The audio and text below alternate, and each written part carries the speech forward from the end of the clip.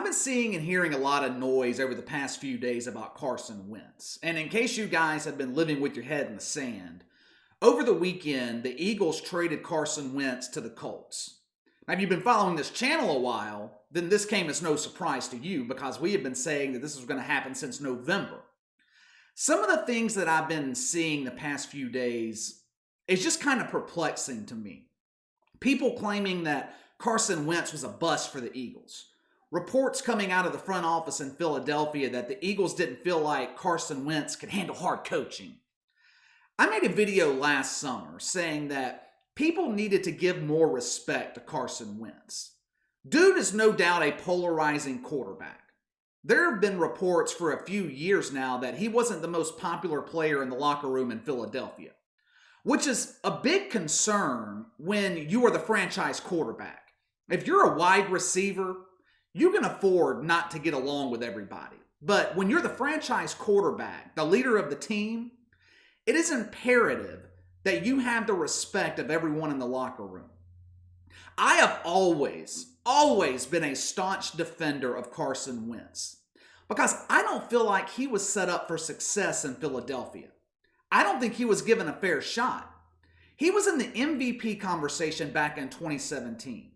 The Eagles struggled a bit to start the 2018 season, but that wasn't all on Carson Wentz. Statistically, he was actually having a better season in 2018 than he did the year before. The problem was, it didn't show in the Eagles' record. They were 5-6 when he went down with injury that year. And of course, they catch lightning in a bottle with Nick Foles. Eagles win the Super Bowl. For Carson Wentz personally, that was the worst thing that could have happened. All that did was add fuel to the fire for all of his detractors. You can have a quarterback controversy in Jacksonville, Carolina. No one really cares. Having a quarterback controversy in Philadelphia is a big problem because that fan base is notoriously tough. So the Eagles have half the fan base that believes in Carson Wentz and the other that doesn't. You got to remember, he is a young quarterback at this point. He hasn't built a legacy or a pedigree. So he doesn't have the level of confidence of someone like Drew Brees. Teddy Bridgewater going 5-0 in Drew Brees' absence back in 2019 was great for the Saints.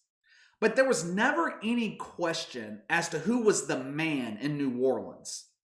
Teddy Bridgewater could have won the Super Bowl that season. If Drew Brees wanted to come back the following year, the Saints were his team. There was no doubt about it. That wasn't the case, though, in Philadelphia. There were questions that offseason about who was going to be the starter for the Eagles, Carson Wentz or Nick Foles.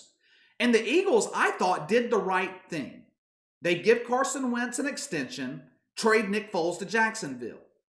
Now, put yourself in the shoes of Carson Wentz. For the first time in your career, which was only 3 years old at that point, you have been given the keys to the kingdom. You're the man in Philadelphia. The Eagles are your team. The 2019 season was a struggle, no doubt. Philadelphia was ravaged by injuries that season, just like they were last season in 2020. Carson Wentz is playing with practice squad players offensively. The Eagles are 5-7 going into the final stretch of that season. They were written off by just about everybody. No doubt the NFC East was terrible, but most people thought that the division belonged to Dak Prescott and the Dallas Cowboys.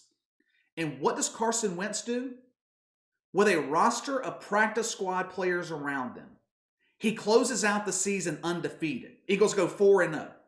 Biggest game of the season, Week 16, at home against the Cowboys. The NFC East is on the line.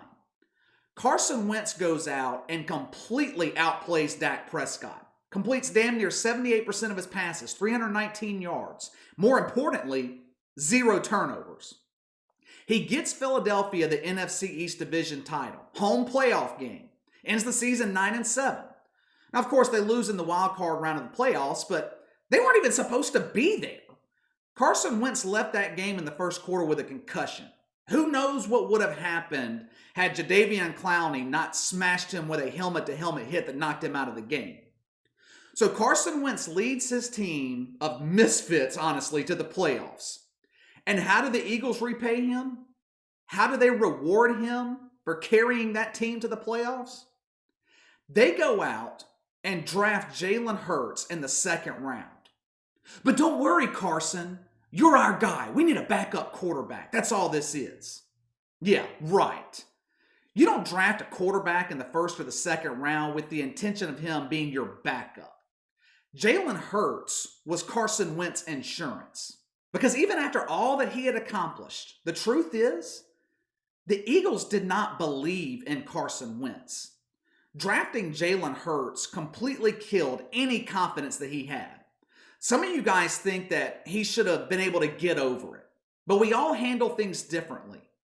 But can you really blame Carson Wentz for losing confidence in that situation? I mean, seriously. The shadow of Nick Foles is finally gone. You lead your team to the playoffs in the division title, and your team goes out and drafts your replacement. How would you feel about that? The Eagles completely mismanaged Carson Wentz. This was a lesson to every other franchise in the NFL of how not to handle your young franchise quarterback. I know you guys probably get tired of the Drew Brees and the Saints references, but the same thing happened to Drew Brees in San Diego. Chargers draft Phillip Rivers in the first round back in 2004. Brees follows that up with a phenomenal season. Then he falls off in 2005, down in damn near every statistical category but interceptions. Brees goes 11-4 in 2004, 9-7 in 2005, and misses the playoffs. Phillip Rivers lurking in the shadows affected his confidence. Like Carson Wentz, he was a young quarterback at the time. So if something like that can happen to a future first ballot Hall of Famer, I don't understand why everyone is jumping all over Carson Wentz for his reaction and decline in production after the Eagles drafted Jalen Hurts. I don't blame Carson Wentz for what happened in Philadelphia. I blame the damn Eagles. Like I said a second ago, as far as handling a young franchise quarterback, the Eagles did just about everything wrong. Do you see the Chiefs using a high draft pick on a quarterback? What about the Falcons since they've had Matt Ryan? I haven't seen the Seahawks use a high draft pick on a quarterback since they've had Russell Wilson. Bills haven't used one since Josh Allen. You get my point. I mentioned a report earlier about Jeffrey Lurie, the Eagles owner, and the front office in Philadelphia feeling like Carson Wentz couldn't handle hard coaching. There is no doubt in my mind that Wentz was instrumental in the decision to be traded to Indianapolis to be reunited with Frank Reich. But one of the coaches that Carson Wentz reportedly couldn't handle in Philadelphia was Mike Groh. Mike Groh was promoted to offensive coordinator in Philly after Frank Reich left Philadelphia for Indianapolis. Apparently, he and Carson Wentz didn't get along. Guess who's the wide receivers coach in Indianapolis now? Mike Groh. So you mean to tell me that Carson Wentz had such a piss-poor relationship with this guy that he's now going to go play for him again? It just doesn't make sense to me. Carson Wentz, I think, is going to flourish in Indianapolis. He had the best season of his career when Frank Reich was the offensive coordinator in Philadelphia. They have a great relationship. Carson Wentz is going to be fine. The Eagles are the ones that are in trouble. Who the hell is going to be the quarterback for the Eagles next season? I mean, is it going to be Jalen Hurts? The same Jalen Hurts that they benched in Week 17 so Nate Sudfeld could get some reps? Once again, another example of the Eagles completely mishandling the development of a young quarterback. Now, the free agent market for quarterbacks is expected to be historical this offseason. But the Eagles don't have any money. They don't have any money. They're broke. According to Spot Track, the Eagles are upside down nearly $38 million on their salary cap. Now, we've seen NFL teams manipulate the cap before, but that's a hell of a lot of manipulation to find a way to pay a high-level quarterback. I think the Eagles are looking at a complete rebuild here. You fire your Super Bowl winning head coach, you get rid of your franchise quarterback, all signs of a franchise that is preparing to rebuild. Carson Wentz is actually coming out of this mess in Philadelphia, landing on a Super Bowl caliber team. And as of right now, the Eagles are looking like the worst team in the worst division in the NFL. So good for Carson Wentz. Good for him. Maybe for the first time in his career, he'll be playing for a franchise and a fan base that respects him. because he damn sure didn't get that respect in Philadelphia. Fans in Philly, the Eagles as an organization, you made your bed and now you got to lie in it. How do you guys see this? Who's coming out ahead in this situation? The Eagles or Carson Wentz?